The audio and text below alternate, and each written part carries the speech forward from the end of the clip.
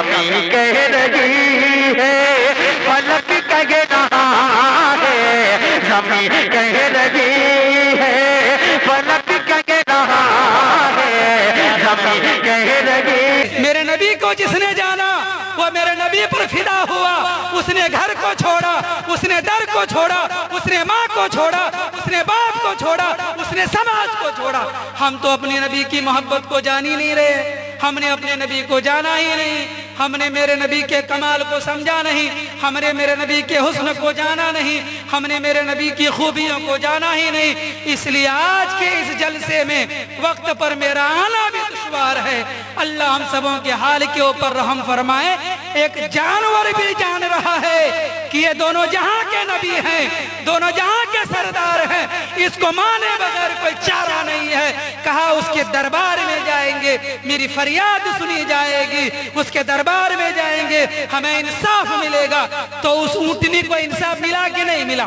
ملا نا, ملا کہ نہیں ملا؟ اچھا یہ بتائیے, اگر ہم اور آپ نبی کے در پر پہنچ جائیں, اللہ کے دربار میں چلے جائیں, نبی کی سنت کو اپنے جسم میں سجا لیں, اپنے دل میں نبی کی محبت پیدا کر لیں, تو کیا ہم دنیا میں کامیاب نہیں ہوں گے؟ ہوں گے کہ نہیں ہوں گے یہ بتائیے؟ ہوں گے نا, یقیناً ہوں گے. آقا نے ارشاد فرمایا, دو باتیں جب تک ملت میں ہوں گی, امت میں ہوں گی, قوم میں ہوں گی, یہ قوم ہمیشہ ذلیل و خوار ہوگی. کئی باتیں, کئی باتیں ہاتھ اٹھا کر کہیے, دو باتیں. یہ دو بات جب تک ہمارے درمیان میں, ہمارے دل میں, ہمارے سماج میں ہوگی, تب تک ہم اور آپ ذلیل و خوار ہوتے رہیں گے. وہ دو باتیں کیا ہیں؟ آقا نے ارشاد فرمایا, حب الدنیا و کراہیت الموت. دو باتیں ہیں, آپ کے دل میں دنیا کی محبت ہوگی, نبی کی محبت نہیں ہوگی, مسجد کی محبت نہیں ہوگی, مسجد کے امام کی محبت نہیں ہوگی, مدرسے کی محبت نہیں ہوگی, نماز کی محبت نہیں ہوگی, روزہ حج زکوٰۃ کی محبت نہیں ہوگی, دنیا کی محبت ہوگی, بلڈنگ کی محبت ہوگی, شہرت کی محبت ہوگی, عہدہ سے محبت ہوگی, منصب سے محبت ہوگی, آپ کو محلوں سے محبت ہوگی, کاروبار سے محبت ہوگی, تجارت سے محبت ہوگی, مال و دولت سے محبت ہوگی, اور آپ کو اللہ رسول سے محبت نہیں ہوگی. تو آقا نے ارشاد فرمایا ہے, یاد رکھو, بلڈنگوں میں رہو گے, محلوں میں رہو گے, منصبوں میں رہو گے, عہدوں میں رہو گے, M L A M P بن کر رہو گے, S P D S P بھی بن کر رہو گے, لیکن تمہارے دل میں نبی کی محبت نہیں ہوگی بلکہ دنیا کی محبت ہوگی. تو آقا نے ارشاد فرمایا, ذلیل و خوار ہو کر رہو گے. آج دیکھیے ہم اور آپ دنیا میں اس لیے ذلیل و خوار ہو رہے ہیں کہ بلڈنگوں کی محبت ہمارے دل میں ہے, دنیا کی محبت ہمارے دل میں ہے, نبی کی محبت ہمارے اور آپ کے دل میں نہیں ہے. اور آقا نے دوسری بات بتائی تھی, وَكَرَاهِيَةُ الْمَوْتِ. اگر موت سے ہم کو اور آپ کو نفرت ہوگی تو پھر ہم اور آپ بھی دنیا میں ذلیل و خوار ہوں گے. تو ہمیں اور آپ کو موت سے نفرت ہے. ہر آدمی مرنے سے ڈرتا ہے کہ میں مر جاؤں گا تو میری بیوی کا کیا ہوگا, میں مر جاؤں گا تو میری بچی کا کیا ہوگا, میں مر جاؤں گا تو میری دکانداری کا کیا ہوگا, میں مر جاؤں گا تو میرا بیٹا کا کیا ہوگا, میں مر جاؤں گا تو میری ماں باپ, میرے ماں باپ کا کیا ہوگا. یہ سب ہے, یعنی مرنے کا خوف. مرنے سے آدمی ڈرے اور دنیا کی محبت دل میں رکھے. تو کیا بتایا کہ یہ دو باتیں جب تک قوم کے اندر ہوگی, وہ قوم ہمیشہ ذلیل و خوار ہو کر رہے گا. اس لیے دوستو, محبت, آپ موت سے محبت کیجئے کہ موت تو آ کر رہے گی, چاہے روڈ میں آنی ہو تو وہاں آئے گی, موت چاہے بسترے میں آنی ہوگی تو بسترے میں آئے گی, موت ہاسپٹل میں آنی ہوگی تو آ کر رہے گی. اذا جاء اجلہم لا یستاخرون ساعتا ولا یستقدمون.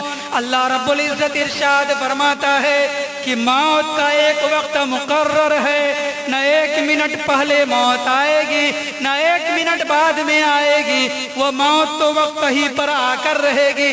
اس لیے دوستو موت سے کوئی بچ نہیں سکتا۔ قرآن نے کہا اینما تکونوا یدرککم الموت ولو کنتم فی بروج مشیدہ۔ اللہ رب العزت ارشاد فرماتے ہیں مضبوط بلڈنگ میں بھی رہو گے تو وہاں موت آ کر رہے گی، مضبوط بلڈنگ کے اندر بھی رہو گے تو موت آ کر رہے گی، عہدوں میں رہو گے تو بھی موت آ کر رہے گی، غربت میں رہو گے تو بھی موت آ کر رہے گی، مالداری میں رہو گے تو بھی موت آ کر رہے گی۔ تو موت سے ڈرنا کیا ہے؟ موت سے محبت کیجئے اور دل سے دنیا کی محبت کو نکال دیجئے، پھر دیکھیے دنیا میں ہمیشہ ہم اور آپ عزت کے ساتھ رہیں گے، وقار کے ساتھ رہیں گے، سربلندی کے ساتھ رہیں گے۔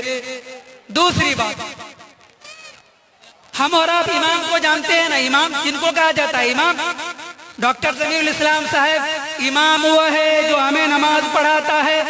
اچھا نماز کتنی اہمیت کی چیز ہے نا؟ امام جب کہے گا اللہ اکبر تو ہم اور آپ بھی اللہ اکبر کہیں گے۔ امام جب رکوع میں جائے گا تب ہم اور آپ رکوع میں جائیں گے۔ اچھا امام کھڑا ہو مقتدی رکوع میں چلا جائے، نماز ہوگی؟ جی امام سجدے میں ہو اور مقتدی سجدہ کر کے اٹھ جائے، نماز ہوگی؟ نہیں ہوگی۔ کیا مطلب ہوا کہ امام وہ ہستی ہے، امام اس شخصیت کا نام ہے کہ نماز کے اندر بھی اس کے تابعداری اور اس کی اطاعت اور اس کی فرما برداری لازم قرار دیا۔ امام کی تابعداری نماز میں نہیں کیجیے گا تو نماز جیسی چیز مقبول نہیں ہے نا؟ نہیں، امام سے پہلے کوئی سلام پھیر دے نماز ہوگی؟ نہیں ہوگی۔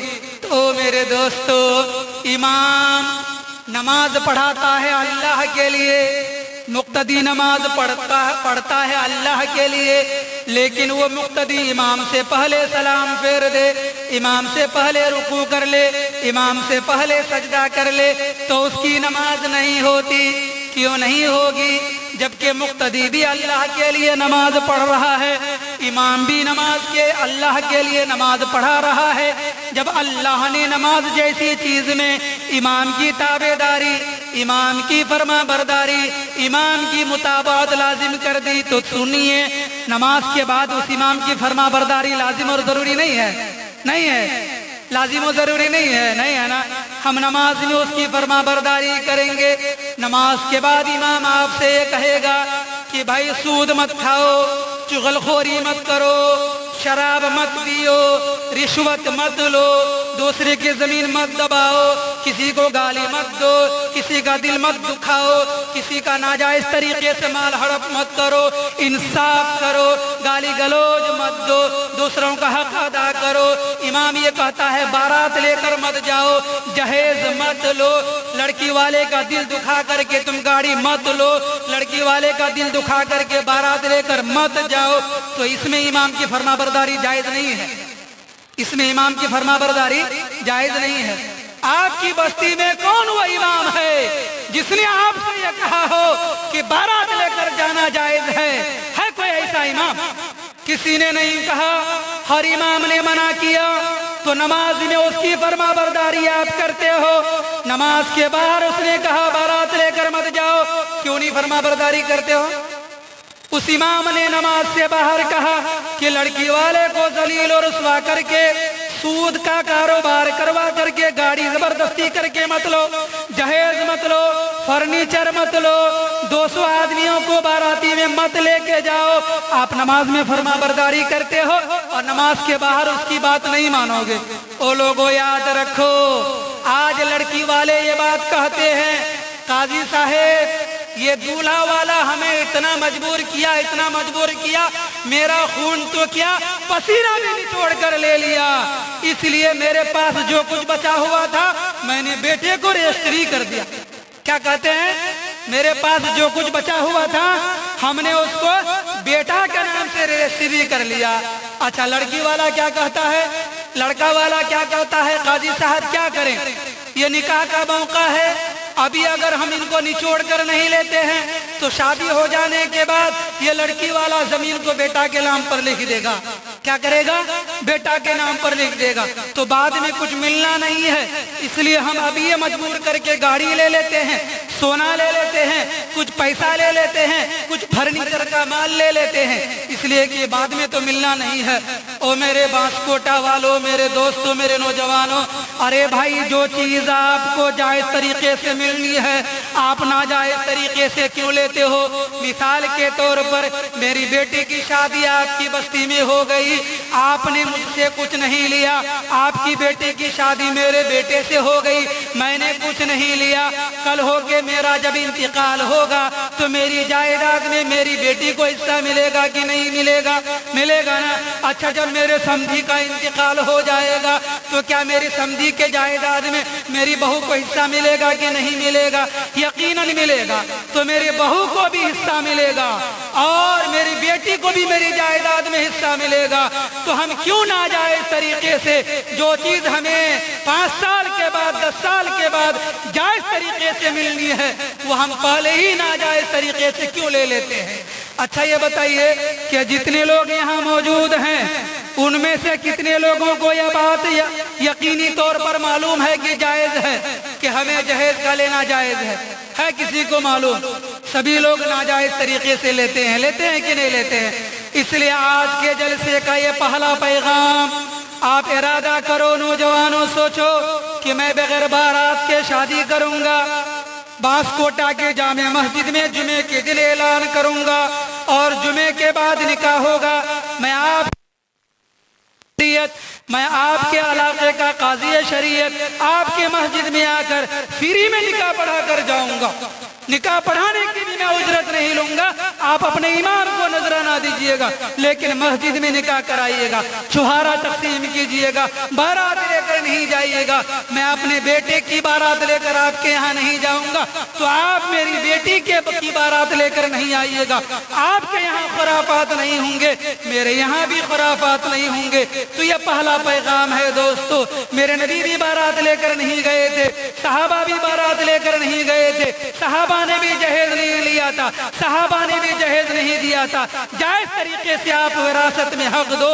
او لوگو، بیٹی کا جو حصہ بنتا ہے بیٹی کو وہ حصہ دو، بہن کا جو حصہ بنتا ہے وہ بہن کو حصہ دو۔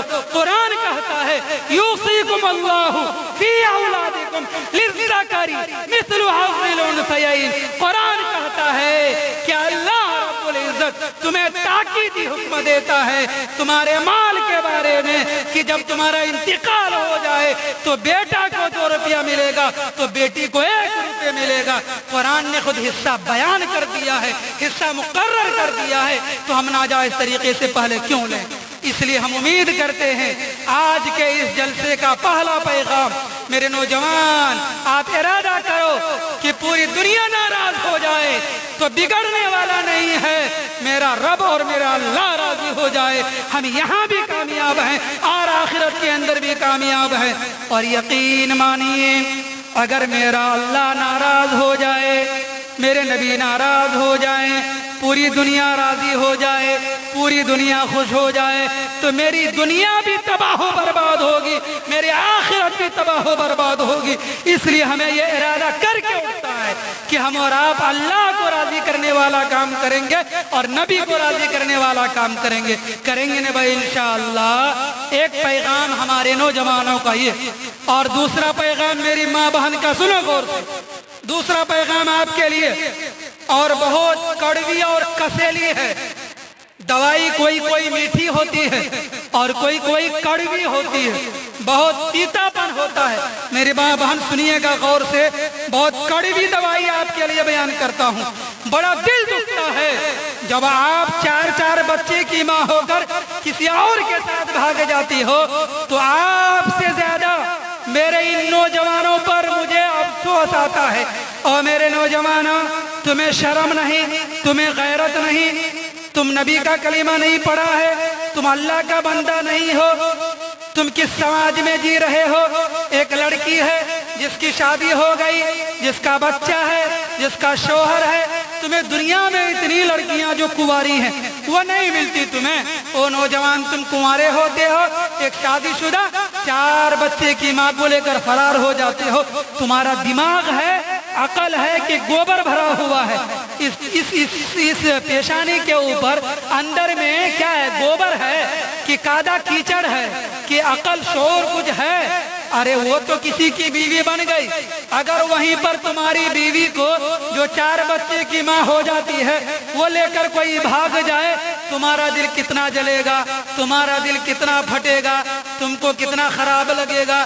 تو تم جس کی بیوی کو لے کر بھاگ رہے ہو ان کے بچوں کا مستقبل خراب کرتے ہو، تم اپنے گھر والوں کو بھی بدنام کرتے ہو، لڑکی والوں کو بھی بدنام کرتے ہو، لڑکے والوں کو بھی بدنام کرتے ہو، 3 گھر والوں کو بے شرمی کا تمغہ دیتے ہو۔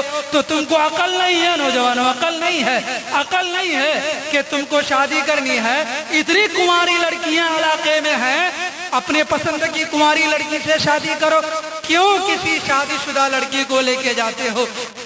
میری بہن سے یہ کہنا ہے، یاد رکھو آقا نے ارشاد فرمایا ہے، من صلت خمسها وصامت شهرها واحسنت فرجها واتات بعلها۔ آقا ارشاد فرماتے ہیں میری ماں بہن، آپ بھی سنیں، آپ کو معلوم ہے ایک عورت 4 مردوں کو جہنم میں لے کر جائے گی۔ کئی مردوں کو؟ 4 مردوں کو۔ آپ سمجھ رہے ہیں کہ آپ بچ جائیے گا، آپ کے بھی بچنے کی کوئی گارنٹی نہیں ہے۔ 4 مردوں کو کہا ماں بے راہ روی پر آ جائے تو بیٹا کو لے کر جائے گی، بیوی خراب ہو جائے تو شوہر کو لے کر جائے گی، بیٹی خراب ہو جائے تو باپ کو لے کر جائے گی، بہن خراب ہو جائے تو بھائی کو لے کر جائے گی۔ یہ 4 مرد لوگوں کو یہ میری ماں بہن ساتھ میں جہنم میں لے کر جائے گی۔ ہماری نماز بھی ہمیں نہیں بچا سکے گی، اس لیے ان کو بنا کر، ان کو سنوار کر، ان کو پردے میں رکھنا لازم اور ضروری ہے۔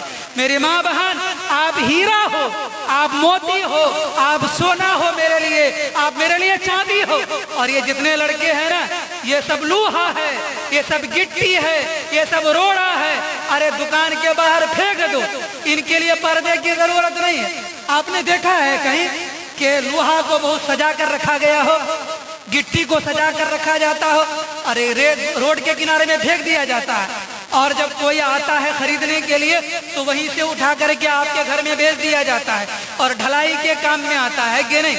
اچھا، 1 بھری سونا خریدنا ہے تو آپ کو کہاں ملے گا؟ کیا کہا کہ بالکل محفوظ جگہ میں، ایک تجوری میں، تجوری کے اندر میں چھوٹا سا ڈبہ، اور ڈبے کے اندر مخملی قسم کا کپڑا، اس میں بند کر کے رکھا جاتا ہے۔ اگر اس میں ذرا سی خراش آ جائے تو لوگ اس کو لینا پسند کرتے ہیں، نہیں کرتے ہیں۔ یہ میری ماں بہن، تم موتی ہو میرے لیے، تم ہیرا ہو میرے لیے، تم میرے لیے سونا ہو۔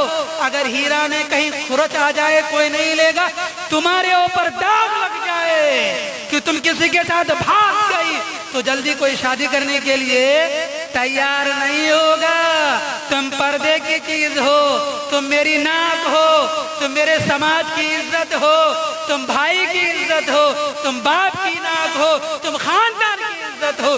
ارے تم اگر صحیح رہو گی تو خاندان کا سر اونچا ہوگا، تم گر جاؤ گی تو محل جو سماج کا اور خاندان کا محل ہے، جو عزت کا محل ہے، وہ فوراً گر کر خاک ہو جائے گا۔ اس لیے میری بہن یاد رکھو، 4 باتیں کرو گی نا تو جنت میں چلی جاؤ گی۔ وہ 4 باتیں کیا ہے معلوم ہے؟ ایک کام یہ ہے کہ آپ کو نماز ادا کرنی ہے، پہلا کیجئے گا نا انشاءاللہ، کہیے کریں گے۔ اور دوسرا کام کیا کرنا ہے؟ رمضان کا مہینہ تو گزر گیا، آپ لوگوں نے ماشاءاللہ روزہ بھی رکھا۔ تیسرا کام یہ کرنا ہے واطاعت بالہا، شوہر کی فرما برداری کرنا ہے۔ کیا کرنا ہے؟ شوہر کی فرما برداری کرنا ہے۔ اور چوتھا کام اپنے آپ کی حفاظت کرنی ہے۔ موبائل سے بات ہوگا تو شوہر سے، سوچیں گے تو شوہر کے بارے میں، بات کریں گے تو شوہر سے۔ موبائل میں پیسہ بھر کے دیتا ہے شوہر، موبائل خرید کر دیا شوہر، جو گھر ہے وہ ہے شوہر کا، جو مال ہے وہ ہے شوہر کا، جو زیور ہے وہ ہے شوہر کا، جو میک اپ کرنے کا سامان ہے وہ ہے شوہر کا۔ شوہر کی 4 دیواری کے اندر رہتے ہو، صبح کا ناشتہ، دوپہر کا کھانا، رات کا کھانا شوہر کا۔ میری ماں بہن، غیر سے کیوں بات کرتی ہو؟ غیر سے کیوں تم اپنی آنکھیں لڑاتی ہو؟ بتاؤ، جب تم ایسا کرو گی تو سماج بھی بدنام ہوتا ہے، میرے نبی کا بھی دل دکھتا ہے، اماں عائشہ بھی آپ کے لیے بد دعا کرتی ہے، کل قیامت کے دن فاطمۃ الزہرا بھی آپ سے آنکھیں موڑ لیں گی اور چہرہ پھیر لے گی۔ اس لیے میری ماں بہن آپ سے گزارش ہے، آپ پردے کا اہتمام کرو، شوہر کے علاوہ کسی سے بات نہ کرو، دکھ درد ہو تکلیف ہو تو دارالقضا میں آ جاؤ، تمہارے شوہر کو سمجھایا جائے گا، لیکن بھاگنے کے لیے کوئی قدم نہ اٹھانا، میرے نبی کا دل نہ دکھانا، اماں عائشہ کا دل نہ دکھانا، فاطمۃ الزہرا کا دل نہ دکھانا، بھائی کی ناک نہ کٹانا، سماج کی عمارت کو مت ڈھانا، سماج کی عزت کو تار تار مت کرنا۔ آپ میرے لیے بہت عزت کی چیز ہو، آپ میں خروج آ جائے تو کوئی آدمی تم کو جو ہے اپنانے کے لیے تیار نہیں ہوگا۔ اس لیے میری ماں بہن آپ نبی کا کلمہ پڑھی ہو، آپ دنیا کے اندر اچھی زندگی گزارو گی، آپ آخرت میں کامیاب ہوگی۔ آقا نے فرمایا ہے آپ کے لیے جنت کے 8 دروازے کھول دیے جائیں گے اور کہا جائے گا نمازی عورت، روزہ دار عورت، شوہر کی فرما برداری کرنے والی عورت اور اپنے آپ کی، اپنے چہرے کی حفاظت کرنے والی، بال کی حفاظت کرنے والی، کان کی حفاظت کرنے والی، اپنے دل کی حفاظت کرنے والی، شوہر کے لیے رات دن گزارنے والی عورت کے لیے 8 دروازے کھل جائیں گے اور کہا جائے گا آؤ آؤ جنت میں داخل ہو جاؤ۔ کتنے خوش نصیب ہو تم، اللہ آپ کی زندگی کو قبول فرمائے۔ نوجوانوں، سرفروشی کی تمنا ہے تو سر پیدا کرو، اور تیر کھانے کی تمنا ہے تو جگر پیدا کرو۔ اللہ رب العزت ہمیں اور آپ کو سر عطا فرمائے جو اسلام والا سر ہو، شریعت والا سر ہو، مسجد مدرسے کی منارے والا سر ہو، اور اسلام کے لیے دینے والا سر ہو۔ اور اللہ ہمیں اور آپ کو ایسا جگر عطا فرمائے جو تیر کھانے والا جگر ہو، اسلام کی محبت والا جگر ہو، اسلام کو دل میں بسانے والا جگر ہو۔ اللہ ہم سبوں کو عمل کی توفیق عطا فرمائے، اور ہمارے جو ائمہ حضرات ہیں، ائمہ حضرات کی قدردانی کرنے والا بنائے، ان اداروں کی قدردانی کرنے والا بنائے، ان مدرسوں کی قدردانی کرنے والا بنائے، مساجد کی قدردانی کرنے والا بنائے، اور مسجدوں میں ٹائل کا لگانا، مسجدوں میں بڑیاں بڑیاں پتھر کا لگانا یقیناً ثواب کا کام ہے، لیکن ساتھ میں امام کو معقول تنخواہ دینا یا اس سے زیادہ ثواب کا کام ہے کہ نہیں؟ مسجدوں میں لاکھوں روپے لگا دیے گئے، ٹائل لگایا، ماربل لگایا، یہ لگایا وہ لگایا، اور امام کو تنخواہ کیا دیا؟ 3000 روپیہ مہینہ، 100 روپے دن۔ بتائیے 5 وقت کی نماز پڑھائے گا، 6 گھنٹہ ڈیوٹی کرنے ایک مزدور آتا ہے، روزانہ 300 روپے لے کے جاتا ہے، اور آپ اپنے امام صاحب کو 3000 روپیہ مہینہ 100 روپے دن دیتے ہیں۔ بتائیے کہ یہ مسجد کے امام کے ساتھ انصاف ہے؟ نہیں ہے انصاف، نا انصاف کیجیے گا انشاءاللہ۔ ٹائم بہت ہو گیا ہے، میرے بعد مفتی القاص صاحب کو بیان کرنا ہے۔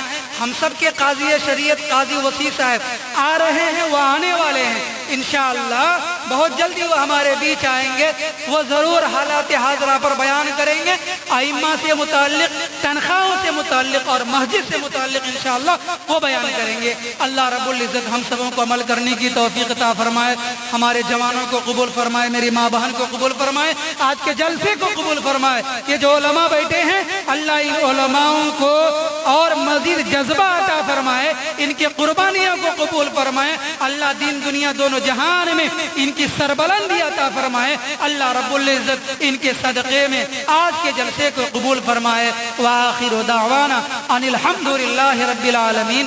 السلام علیکم ورحمۃ اللہ وبرکاتہ۔